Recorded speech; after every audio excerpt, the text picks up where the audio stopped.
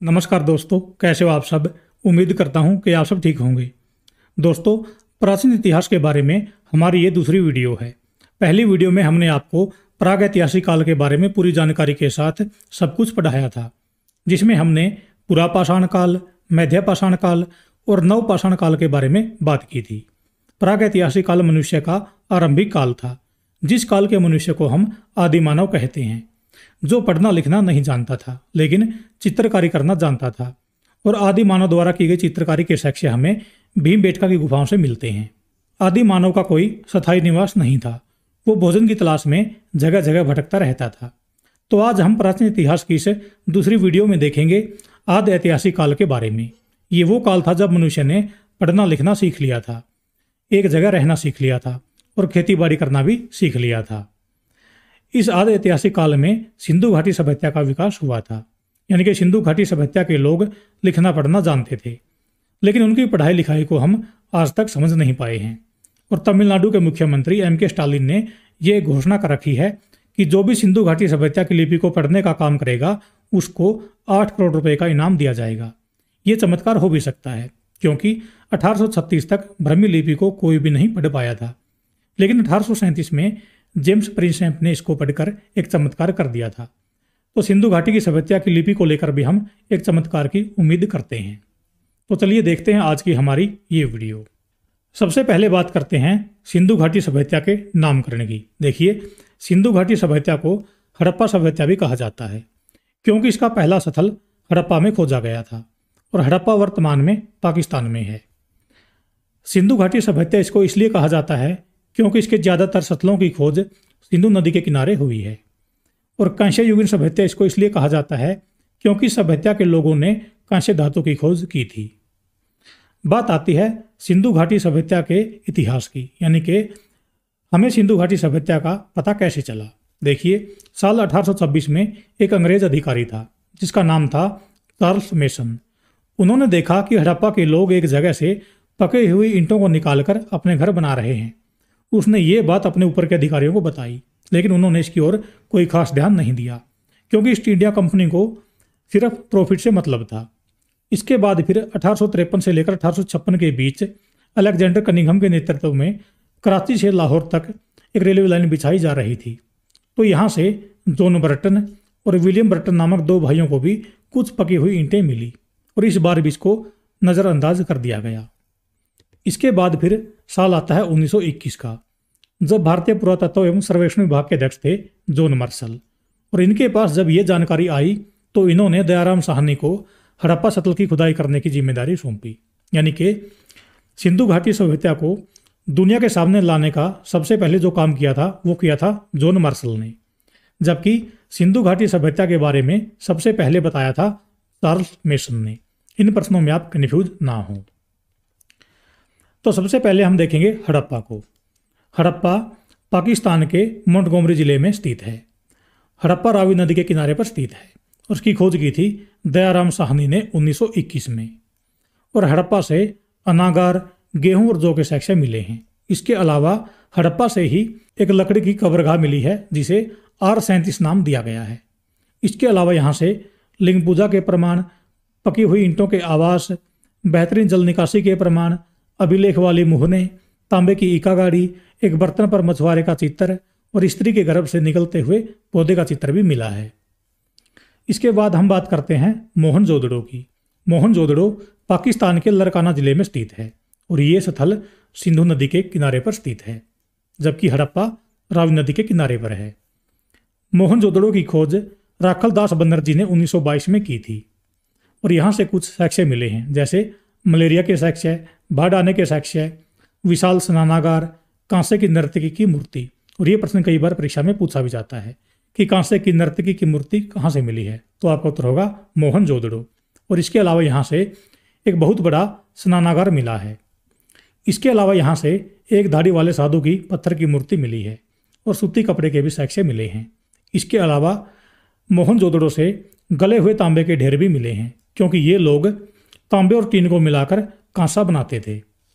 हर घर में कुएं और स्नानागार के साक्ष्य भी यहाँ से मिले हैं और इसके अलावा मोहनजोदड़ो से घोड़े के दांत के अवशेष भी मिले हैं। मोहनजोदड़ो को मृतकों का टीला कहा जाता है। इसके बाद हम देखते हैं सुतकांगेडोर को। यह भी पाकिस्तान के दक्षिण पश्चिम राज्य बलूचिस्तान में दस्क नदी के किनारे स्थित है। इसकी खोज की थी 1929 में सटीन ने। और यहाँ से जो साक्ष्य मिले हैं वो हैं कि हड़प्पा और बेबीलोन के बीच व्यापार का केंद्र बिंदु था। इसके बाद हम बात करते हैं कालीबंगन की। कालीबंगन का अर्थ है काले रंग की चूड़ियाँ। ये सथल राजस्थान के हनुमानगढ़ जिले में स्थित है, जो घग्गर नदी पर स्थित है। कालीबंगन की खोज की थी अमलानंद घोष ने 1952 में, जबकि कालीबंगन में खुदाई का काम किया था बीबी लाल थापर और बीके थापर ने 1961 से लेकर 1969 तक। यानी कि आप खोजकर्ता में और उत्खननकर्ता में कन्फ्यूज ना हों। कालीबंगन से कुछ महत्वपूर्ण साक्ष्य भी मिले हैं, जैसे 7 हवन कुंड, ऊंट की हड्डियों के साक्ष्य, हल से जुते हुए खेत के साक्ष्य, लकड़ी का हल, चना तथा सरसों के अवशेष। इसके बाद हम बात करते हैं चुंदड़ों की, जो पाकिस्तान के सिंध प्रांत में सिंधु नदी के किनारे पर स्थित है। इसकी खोज की थी NG मजूमदार ने। और यहाँ पर मनके बनाने की दुकानें मिली हैं और बिल्ली का पीछा करते हुए कुत्ते के पदचिन्ह भी मिले हैं। इसके बाद बात आती है लोथल की। लोथल गुजरात में स्थित है।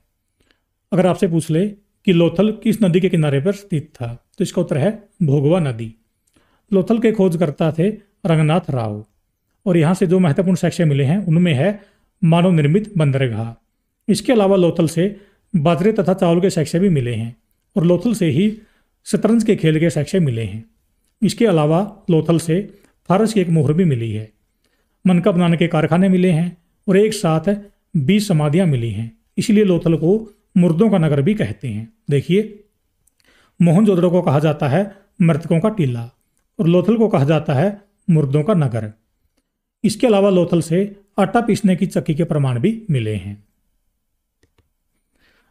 आगे देखते हैं धोलावीरा। धोलावीरा कच्छ का रण गुजरात में स्थित है, जो खाद्री बेट द्वीप पर पड़ता है। इसके खोजकर्ता थे शंभुदान गढ़वी, जो धोलावीरा के ही रहने वाले थे। 1960 में धोलावीरा की खोज पर प्रकाश डालने के शंभुदान के प्रयासों के बावजूद राज्य सरकार और ASI द्वारा उनके कार्य और प्रयासों को मान्यता प्रदान नहीं की गई। धोलावीरा की खोज का श्रेय इनके बजाय JP जोशी को दे दिया गया। देखिए, जो शंभुदान गढ़वी थे ये धोलावीरा के ही रहने वाले थे और इन्होंने सबसे पहले बताया था कि यहाँ पर सिंधु घाटी सभ्यता के अवशेष हैं।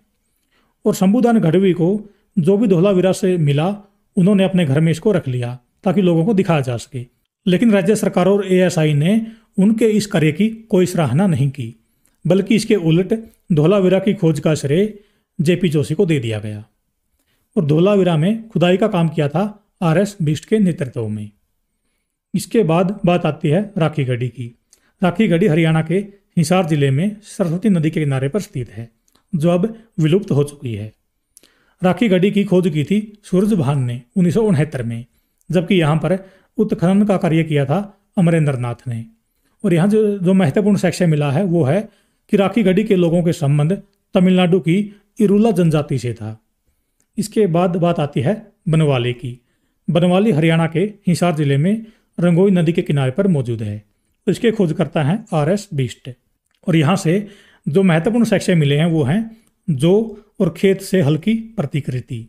इतना सब कुछ जानने के बाद अब हम देखते हैं इसका कालक्रम। देखिए, इसका कालक्रम कार्बन डेटिंग विधि द्वारा जांचा गया है।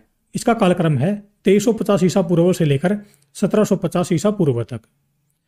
इतने सतलों की खुदाई और खोज करने के बाद हमें इसके पूर्वी बिंदु की जानकारी मिली है। यानी कि सिंधु घाटी सभ्यता का पूर्वी बिंदु था आलमगीर उत्तर प्रदेश में हिडन नदी के किनारे पर। इसका पश्चिमी बिंदु था सुतकांगेडोर, जो दस्क नदी बलूचिस्तान में स्थित है। इसका उत्तरी बिंदु था मांडा, जो चेनाब नदी पर जम्मू कश्मीर में स्थित है। और इसका दक्षिणी बिंदु था दाइमाबाद, जो महाराष्ट्र में गोदावरी नदी के किनारे पर स्थित है। अगर बात करें सिंधु घाटी सभ्यता के आकार की, तो इसका आकार था त्रिभुजाकार और इसकी जलीय सीमा थी 1300 किलोमीटर। सिंधु घाटी सभ्यता का ज़्यादातर विस्तार पश्चिम उत्तर भारत में हुआ था। यानी कि यह सभ्यता आज के सौराष्ट्र, राजस्थान, हरियाणा, पश्चिम उत्तर प्रदेश आदि क्षेत्रों में फैली हुई थी। अब देखते हैं वो प्रश्न जो परीक्षा में बार बार पूछे जाते हैं। पहला प्रश्न है सिंधु घाटी सभ्यता की खोज किस वर्ष में हुई थी? तो इसका उत्तर है 1921 में। सिंधु घाटी सभ्यता का प्रथम स्थल कौन सा था जिसकी खोज हुई थी? इसका उत्तर है हड़प्पा। हड़प्पा की खोज किसने की थी? तो इसका उत्तर है दयाराम साहनी ने 1921 में। मोहनजोदड़ो की खोज किसने की थी? तो ये की थी राखल दास बनर्जी ने 1922 में। सिंधु घाटी सभ्यता का प्रसिद्ध स्नानागार कहाँ मिला है? इसका उत्तर है मोहनजोदड़ो में। सिंधु घाटी सभ्यता का बंदरगाह वाला नगर कौन सा था? तो इसका उत्तर है लोथल, जो गुजरात में है। सिंधु घाटी सभ्यता की लिपि कौन सी थी? इसका उत्तर है चित्रात्मक, और यह है सिंधु घाटी सभ्यता की लिपि, जिसको आज तक कोई भी नहीं पढ़ पाया है। सिंधु घाटी सभ्यता में धातु की बनी सबसे प्रसिद्ध मूर्ति कौन सी है? इसका उत्तर है कैंसे की नर्तकी, जिसको डांसिंग गर्ल भी कहा जाता है, और यह है वो मूर्ति। सिंधु घाटी सभ्यता के लोग किस पशु को पवित्र मानते थे? इसका उत्तर है एक सींग वाला बैल, और यह है उसका फोटो। सिंधु घाटी सभ्यता किस प्रकार की सभ्यता थी? इसका उत्तर है नगरीय सभ्यता। मोहनजोदड़ो का अर्थ क्या है? इसका उत्तर है मृतकों का टीला। सिंधु घाटी सभ्यता की प्रमुख फसल कौन सी थी? इसका उत्तर है गेहूं और जौ। सिंधु घाटी के लोग किस धातु से अपरिचित थे? इसका उत्तर है लोहे से, यानी कि सिंधु घाटी सभ्यता के लोग लोहा धातु के बारे में अपरिचित थे। सिंधु घाटी सभ्यता का दक्षिणी स्थल कौन सा था? इसका उत्तर है दैमाबाद, जो महाराष्ट्र में है। जबकि सिंधु घाटी सभ्यता का उत्तरी स्थल था, यानी कि उत्तरी बिंदु था मांडा, जम्मू कश्मीर में, जो चेनाब नदी के किनारे पर स्थित है। अगर हम देखें तो स्वास्तिक चिन्ह भी सिंधु घाटी सभ्यता की देन है। अगर आपसे प्रश्न पूछे कि मानव द्वारा प्रयोग की गई पहली धातु कौन सी थी, तो आपका उत्तर होगा तांबा। कांस्य युगीन सभ्यता इसको इसलिए कहा जाता है क्योंकि सिंधु घाटी सभ्यता के लोगों ने तांबा और टीन को मिलाकर कांस्य धातु का निर्माण किया था। कांसा एक धातु ना होकर मिश्र धातु है, तो इसलिए आप याद रखें कि मानव ने सबसे पहले तांबा धातु का इस्तेमाल किया था। तो प्यारे दोस्तों, ये थी आज की हमारी वीडियो। अगर आपको ये वीडियो अच्छी लगी और इस वीडियो से आपको कुछ नया सीखने को मिला, तो आप हमारी वीडियो को लाइक करें और हमारे चैनल को सब्सक्राइब करें, ताकि आपको हमारे आगे आने वाली प्राचीन इतिहास के बारे में तीसरी वीडियो सबसे पहले मिल सके। धन्यवाद। आपका दिन शुभ रहे।